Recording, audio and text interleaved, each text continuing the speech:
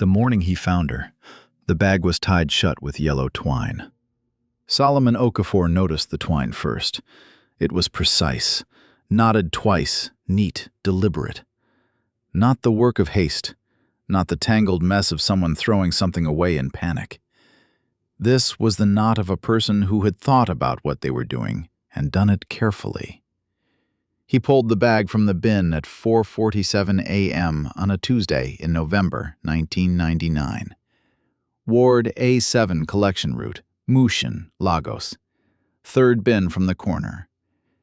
He had been collecting refuse for 11 years. He knew, by weight and by sound, what was inside a bag before he opened it. Food waste was heavy and wet.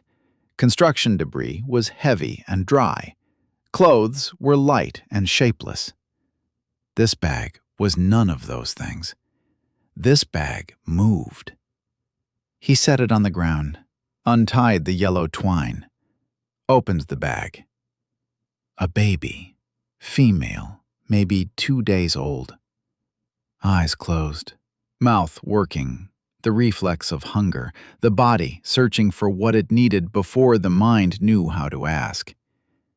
The umbilical cord was cut but not cleaned. The skin was red-brown, new, impossibly small.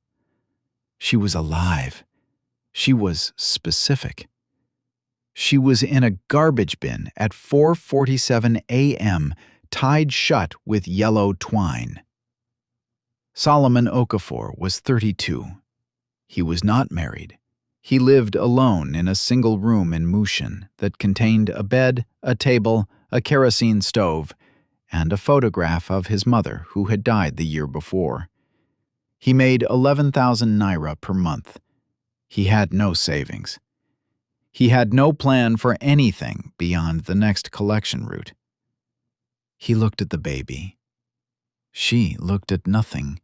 Her eyes were still closed, the eyes of a creature 2 days into existence and already discarded. He wrapped her in his work shirt. He finished his route, 4 more hours, with a baby against his chest, hidden under the spare vest he kept for the afternoon heat. He told no one.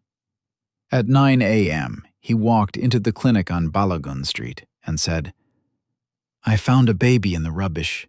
She needs to be checked." The nurse looked at him. Work clothes, refuse smell, calloused hands. And then at the baby.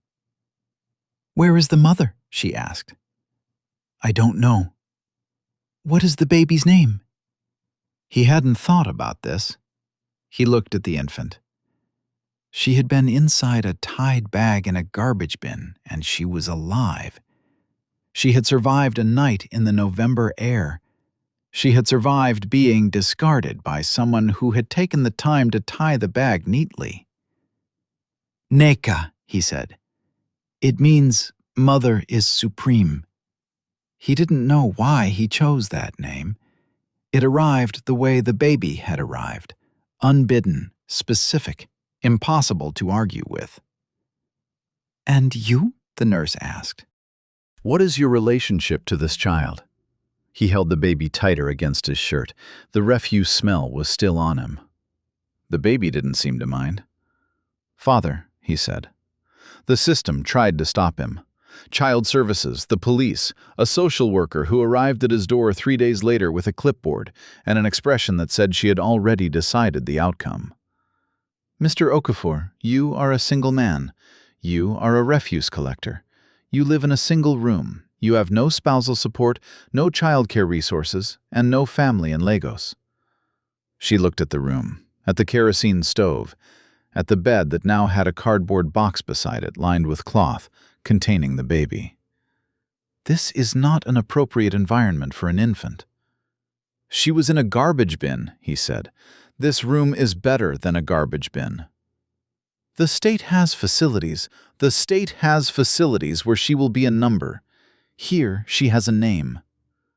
The social worker looked at the baby, at the room, at the man. "I'll be back in 2 weeks for a follow-up assessment," she said. She came back. The room was clean. The baby was fed. Solomon had installed a shelf, built from scrap wood from his collection route, for the baby's things.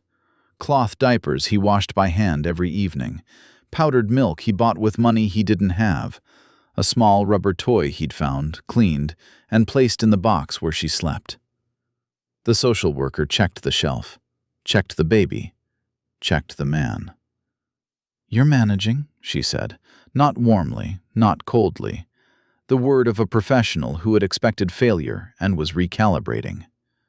"I'm managing," he said. She approved the temporary custody. Then the permanent custody. Then, 18 months later, the formal adoption, a process that required 14 forms, 3 interviews, 2 home visits, and a court appearance where the judge looked at Solomon Okafor with the specific expression of a person who understands that sometimes the system's best option is to get out of the way. His daughter had a name.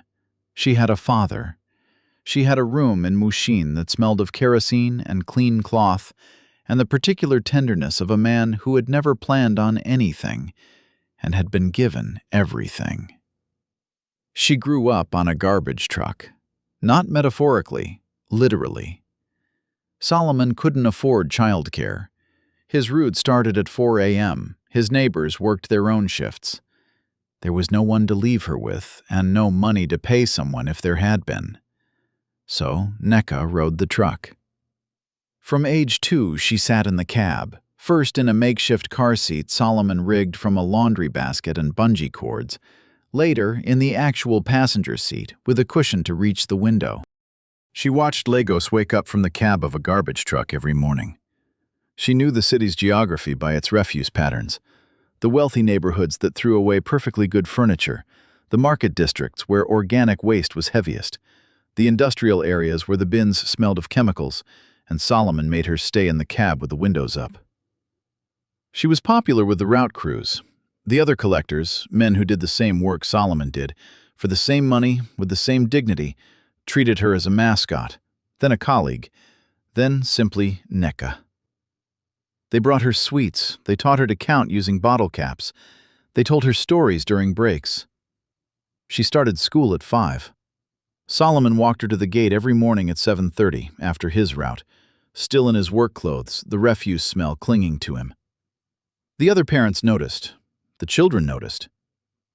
The particular cruelty of children who understand status before they understand kindness arrived on the 2nd day and stayed. "Your father picks up rubbish," a boy said to her in the schoolyard. He was 8. He said it with the confidence of someone stating a fact that carried a judgment. Neka, 5, small, with her father's stubborn jaw and her own fierce eyes, looked at the boy. "He picks up what other people throw away," she said. "What does your father pick up?" The boy didn't have an answer. He walked away. Solomon heard about this from the teacher. He sat on the step of their room that evening, Neka on his knee, and laughed. A deep, true laugh that came from a place he had forgotten he had. "You'll be trouble," he said. "I'll be something," she said. She was 5. She was already right. She was brilliant. This was not opinion, it was measurement. First in her class at primary school, first at secondary school. Not by a little, by a distance that made teachers uncomfortable and classmates resentful, and Solomon quietly, fiercely proud, in the way of a man who had never been first at anything and had produced a child who was first at everything. She read her father's newspaper every morning, the one he bought with coins from his pocket, the one luxury he never gave up, because a man who reads stays connected to the world that his work might otherwise let him forget. She read it from front to back. By 12, she was reading the legal sections. By 14, she was underlining case summaries with a pencil and asking questions her teachers couldn't answer. "Why does the law protect some people's children and not others?" she asked her father one evening. She was 15. She was reading about a custody case, a wealthy family, a disputed inheritance, a child whose fate was being decided by men in suits. Solomon looked at his daughter, at the girl who had been in a garbage bin, who had been raised in a single room, who rode to school each morning from a refuse truck. "The law protects whoever can afford to be seen by it," he said. "Then I'll make it see everyone," she said. She wasn't boasting. She was planning. She won the scholarship to university at 17, full tuition, law faculty. The letter came to the Mushin address, the same room, now with a proper bed for her, a desk Solomon built from scrap wood, the shelf still there, the cardboard box long gone. She packed her bag. Solomon sat on the step and watched. He didn't cry. He had not cried since the morning he found her, not from hardness, but from the specific understanding that crying was a luxury he hadn't had time for. There was always a route to run, a mouth to feed, a shelf to build. "I'll come back on weekends," she said. "You'll come back when you can," he said. "Don't come back because you feel guilty. Come back because you want to." "I'll always want to." "I know." He paused. "But you might not always have time, and that's okay." She looked at him, at the man who had found her in a bag and given her a name and a life and an entirely unreasonable amount of love. "I'll have time," she said. She came back every weekend for 4 years. She graduated first in her class. Then she completed her law school certification. Then she joined a human rights legal aid firm, the kind that represented people who couldn't afford to be seen by the law, the people her father had described on a step in Mushin when she was 15. By 24, she had argued 11 cases pro bono. She had won 9. She was building a reputation, not the loud, performative kind that came from media appearances, but the structural kind that came from other lawyers mentioning her name in hallways, with the specific respect reserved for people who were dangerous in court and decent outside it. She specialized in children's rights, abandoned children, custody disputes, the legal infrastructure that determined which children were protected and which children were statistics. She had never told anyone how she was born. Her father's story, the garbage bin, the yellow twine, the 4:47 a.m. Tuesday in November, was between them. Private, sacred. Not a secret out of shame, a secret out of ownership. It belonged to them and to no one else. Until the 25th year. She was preparing a case, a landmark case, a challenge to the city's child welfare protocols, arguing that the system's default placement procedures failed to account for non-traditional caregivers and effectively discriminated against working-class guardians who lacked the financial markers the system used as proxies for capability. The case was personal. She didn't say so. Nobody knew. She ran the legal research. She assembled evidence. She built the argument, stone by stone, the way her father built shelves, from whatever was available, with whatever tools existed, measured by hand and assembled with patience. The opposing party was the city's Department of Child Welfare. The department was represented by its director, a woman named Adeze Nwachukwu. Nneka had read every public document with Adeze's name on it. She was impressive, reform-minded, articulate, the architect of 3 major policy revisions that had improved child services outcomes by measurable margins. She had been appointed 4 years ago. She was respected. She was quoted frequently in newspapers. Nneka respected her, professionally, intellectually. She met her for the first time at the preliminary hearing, across the courtroom. 2 women, both in dark suits, both prepared, both certain of their positions. Adeze Nwachukwu was 48, tall, composed, dark skin, close-cropped hair, a presence that filled the courtroom without raising her voice. She argued her department's position with precision and without apology. Nneka argued hers with the same. The hearing lasted 4 hours. The judge scheduled the full trial for 3 months later. Both sides retreated to prepare. It was after the hearing, in the hallway, gathering her files, that Nneka noticed the detail. Adeze was signing something at the clerk's desk.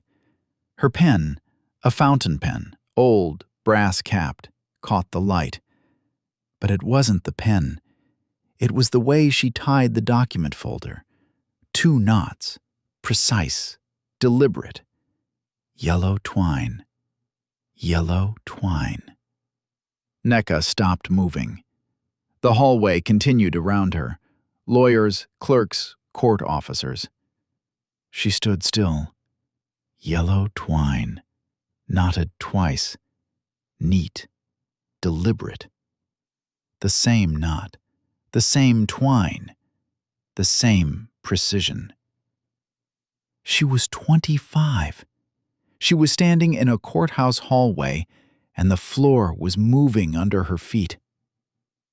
She went home that evening, not to her apartment, to Mushin, to the room, to her father. Solomon was 60. He still worked the route. His back was worse, his knees were worse. Everything was worse except his eyes, which were the same, steady, patient, the eyes of a man who had never expected anything from the world and had been given the one thing that mattered. "Papa," she sat across from him. "Tell me about the morning you found me." He looked at her. He had told this story 100 times, always the same. The bag, the bin, the twine, the baby, the name. He told it again. "The twine," she said. "Yellow twine." "Yes." "Knotted twice." "Yes." "Precise." As if the person who did it took care, as if they wanted the bag to stay closed. He paused. "I've always thought about that, the care." "The person who tied that bag," Nneka said, "didn't want me to be found quickly. But they didn't want the bag to open. They wanted it sealed, protected, from rain, from animals, from the morning." She paused. "They tied it with care because they cared." Solomon was quiet. He had known this.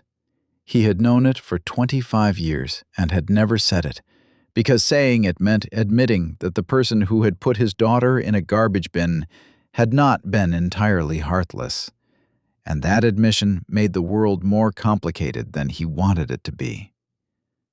"Why are you asking this now?" he said. She told him about the twine, about the courtroom, about the woman across the aisle who knotted documents with the same precision that had knotted the bag around a 2-day-old baby in 1999. Solomon sat with this for a long time. "You don't know it's her," he said. "I know." "Yellow twine is common." "I know." "And if it is her, what then?" Nneka looked at her hands, the hands of a lawyer, the hands of a garbage collector's daughter, the hands that had once been small enough to fit inside a plastic bag. "I don't know," she said. She investigated, quietly, the way she investigated everything, methodically, thoroughly, the daughter of a man who sorted refuse by weight and sound, now sorting information by relevance and connection. Adeze Mwachukwu, born 1976, grew up in Mushin, left Lagos at 23, 2 years after Nneka was found, studied social work in Ibadan, worked in child welfare for 15 years, returned to Lagos as department director 4 years ago. Left Lagos at 23, 1999. The same year. Nneka pulled birth records, medical records, the clinic on Balogun Street where Solomon had brought her. The records were archived, barely legible, but they existed. An unnamed female infant, presented by an adult male, November 1999. No maternal information recorded. She pulled the adoption file, the social worker's notes, the judge's order.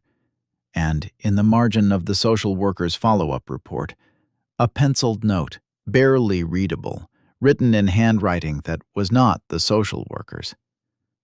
Ward A7 bin, serviced by Municipal Route 12B. Bin location confirmed.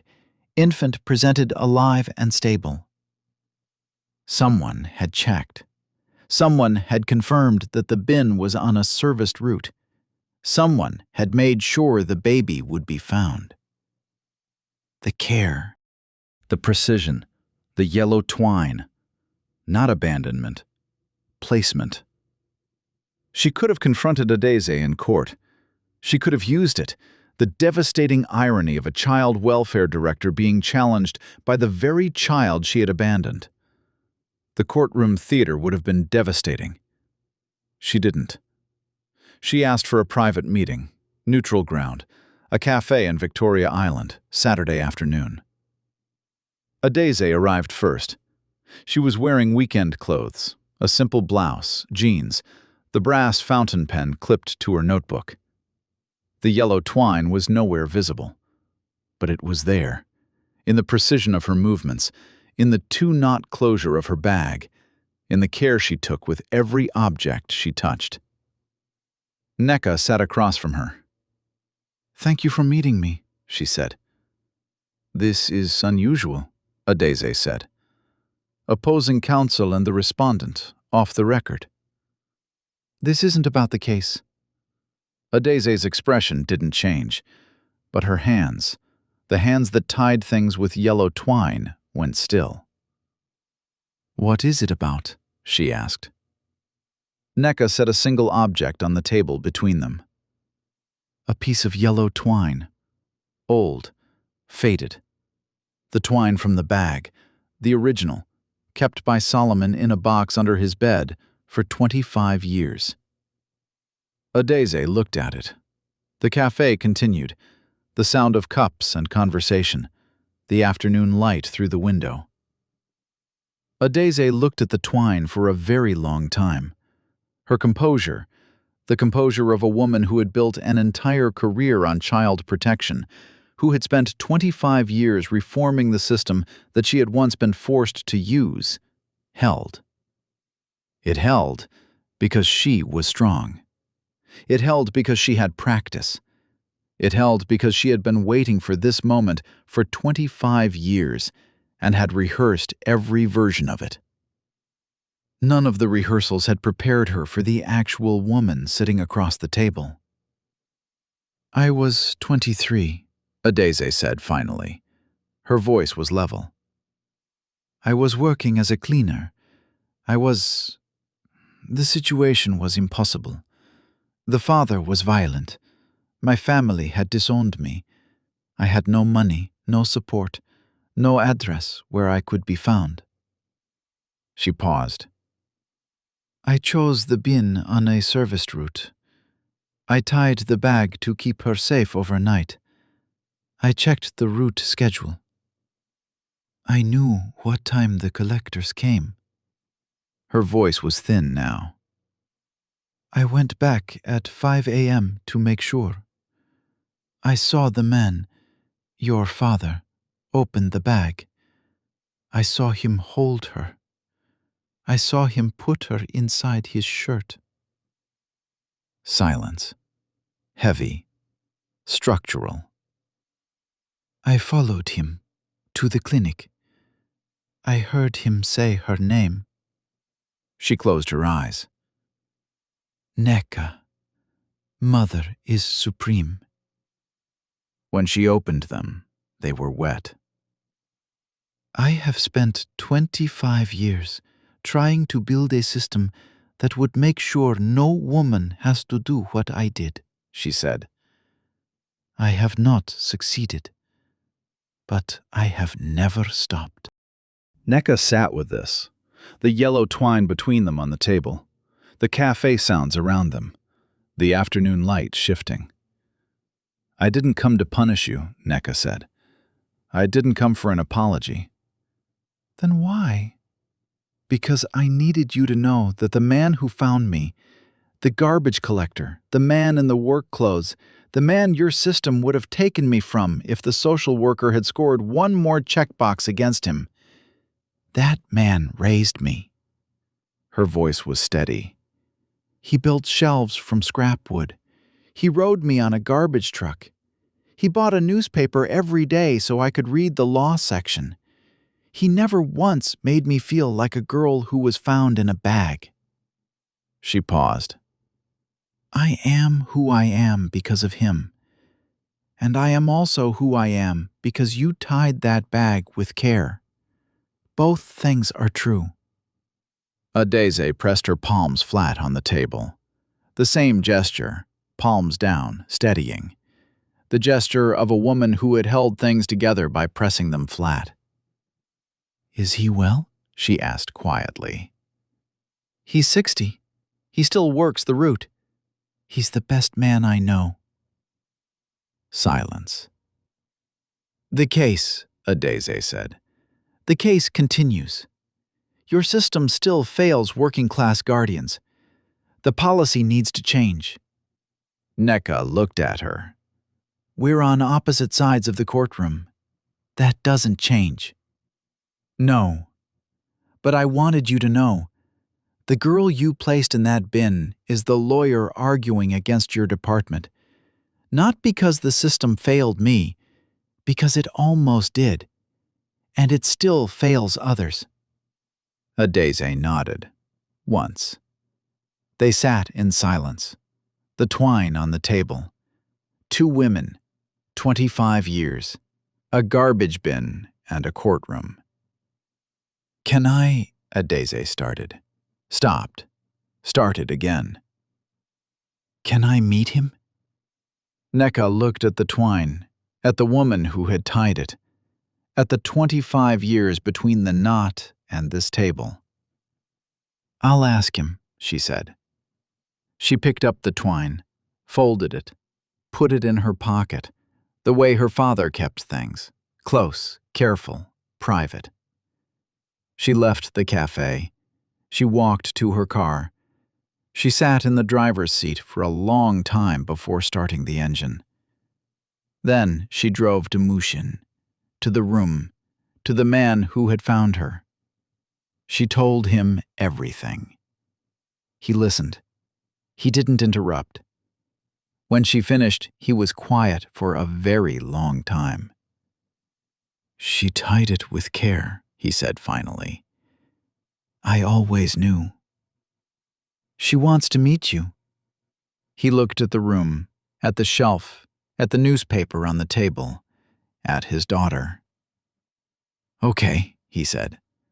The word of a man who had been finding things in garbage bins for 30 years and had learned that what people discard and what has value are not the same thing. Thanks for watching. If someone picked you up when the world put you down, this one is for them. Tell us where you're watching from today.